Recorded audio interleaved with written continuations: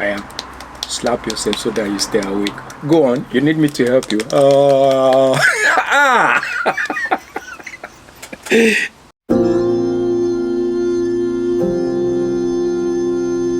Hello guys. Welcome back to our channel. Welcome back to our channel. If you notice, we have changed our name slightly to the thepetertribe. Because a lot of people have actually expressed difficulties finding our channel. So we thought, let's make it even more unique. So now you can find us as the thepetertribe. But before we go on, it's about to get juicy in here. Definitely. Right? We have something planned for you. So don't go away. Let's have some juice. Yeah, yummy. Looks nice. Looks good. Cheers. Cheers. Cheers to you. To you. We're actually shooting from a different location. My favorite in this house. Definitely. In this time of the season. You know, I will show you around briefly so that you know what it looks like. But we're shooting from outside today. Yeah, you can already hear the car honking. I hope they won't do that often today. I hope the audio is good enough. We are going to talk about 8 struggles within interracial relationships. Yep. Let's dive into it. Having a relationship with anybody can sometimes be stressful enough. And we cannot overflog the fact that interracial relationship even experience more of these frictions due to our differences. Differences can sometimes be very good, but they can sometimes be bad. And we hope that some of these things that we're going to point out today is going to help you in your relationship. If you find yourself in this type of relationship, it can be beautiful. Variety, they say, is a spice of life. You know, so if you're able to manage it, you can work it out. The first point we're going to talk about is 2 different value systems. 2 different value systems can easily give you conflicts in your relationship. We have different value systems. For me, as a German, we do a vocational training after school. Some study, but vocational training is very well throughout Germany. In my husband's case, there is no or almost no vocational training. Or it's very we simple. do have, but it's looked down on. It's looked down on. Yeah, Okay, artisans are not well respected. So here the vocational training is like 2 or 3 years, and you go to school and you practice at work. So it is a proper training. So in my husband's case, they look up to all the study jobs, lawyer, doctor. Everything that you study is more of value. And this has to be respected on both sides. Talking about values, what we deem respect, you know, is totally different from what the Europeans call respect. But this is what we try to do. For example, respect is very, very important to us, and our friends and family members who come around us know that respect is of value, you know, to us. So for example, you don't call any of your aunt or any of your uncle by their name. And I think this is great value. And you see already that the respect is there. So when they behave around other kids is totally different. So some of these things we talk about, and I see how much, impact it's making in the lives of our kids and in our family. Listening to other people's opinion can actually trigger some problems and some situations that never ever existed. Because what happens at the end of the day is not because of other people's opinion that you listen to, but your inner self. That's what you end up regretting. If people give you advice, like people who are not in the same shoes, if people don't actually know about that topic, I'm sorry, but I think they just talk and go. They're talking go, but they don't have the experience. Yeah. They're not in the same boat as you. Exactly. So they can't really give you an advice. Yeah, but unfortunately, the damage has been done. and might just be too late. And that is the Yes. reason why we're doing this video. And if you come across it, you already know that other people's opinion about your relationship don't really matter as much as you know, generally. We are quick to stereotype people from other cultures. Have you noticed that? And that also goes within your own relationship. We do, even if we maybe don't want to. But we do put stereotypes on people, as in all Germans eat potatoes all day long. Or For all example. Africans are late. Yes, but you know what? Not this one. He is born on time. Like, for real. This one, he is more like 30 minutes early than he is 5 minutes late. Yeah. So Yeah. it doesn't work for everyone.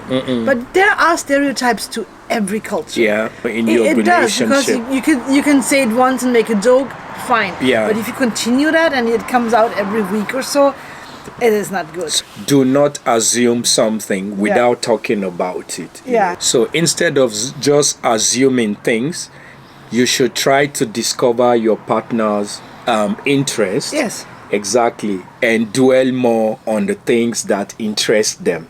Exactly. You know, do Get to things know each other. exactly. Talk about things that interest your partner. Do not shy away from hot topics. A lot of interracial couple think that their relationship alone will eradicate racism, in the world, but that is not true.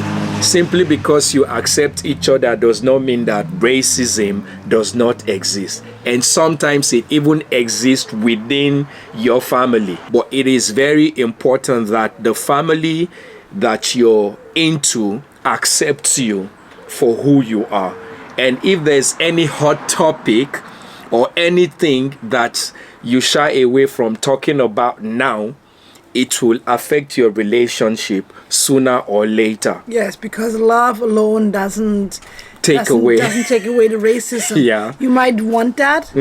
I understand that, but it does not. So Exactly. you have to address it. the elephant in the room. Exactly. Communication again is paramount. There we go again. Yeah. This goes throughout the whole video Communication. today. Communication Exactly is key. is key. So you can't just look away, because at the end of the day, it is going to be a big problem in your relationship. So talk about it, discuss it. It is very important that you talk with your spouse in the beginning of your relationship. You want to have children. You have to talk about how you want to raise your children. This is extremely important. You come from two different cultures. Don't forget that. You come from two different cultures. You have different value systems, as we already talked about.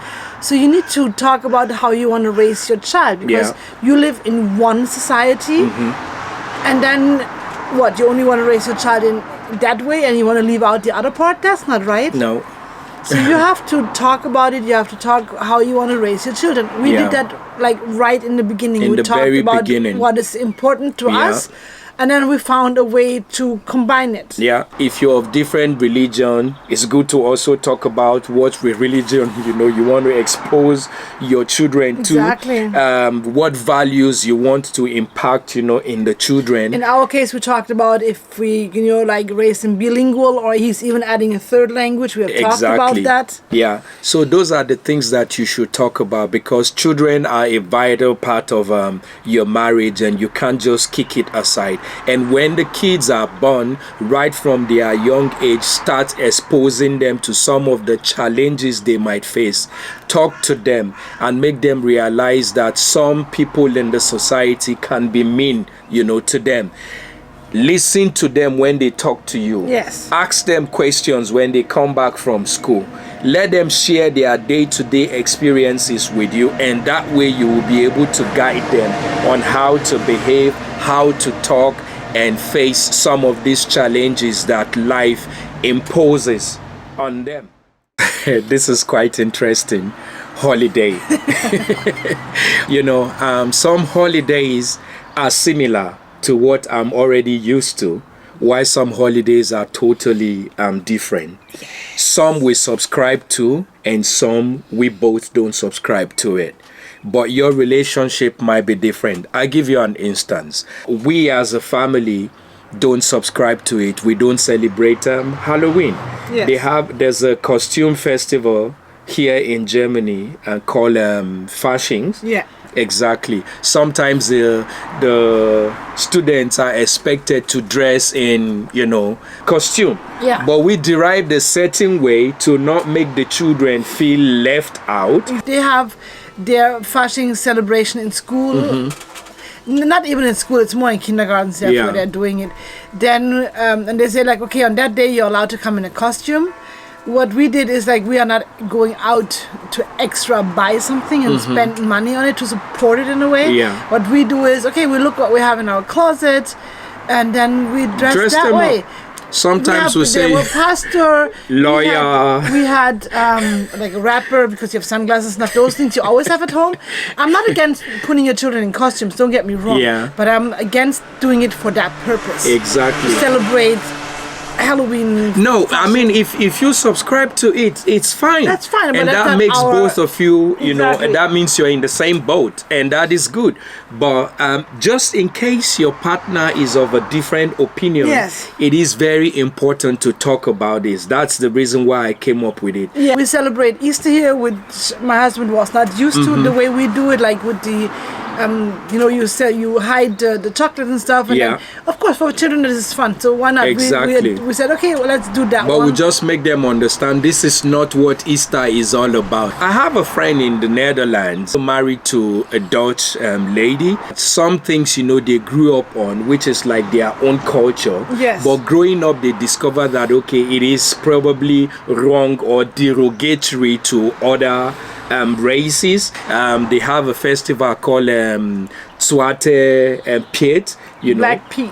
It's a white guy who paints himself in black and try to look black with red lips. It can sometimes be very, very offensive, and if you're married to an African and has problem with such festivals, I think it's good to talk about it and understand the reason why he feels this way. He might not have an issue with it, and that is fine. Yes. But just in case they have an issue with it, be sensitive to know that some of these holidays, because it's celebrated generally, does not automatically mean that you have to celebrate it if it offends your partner.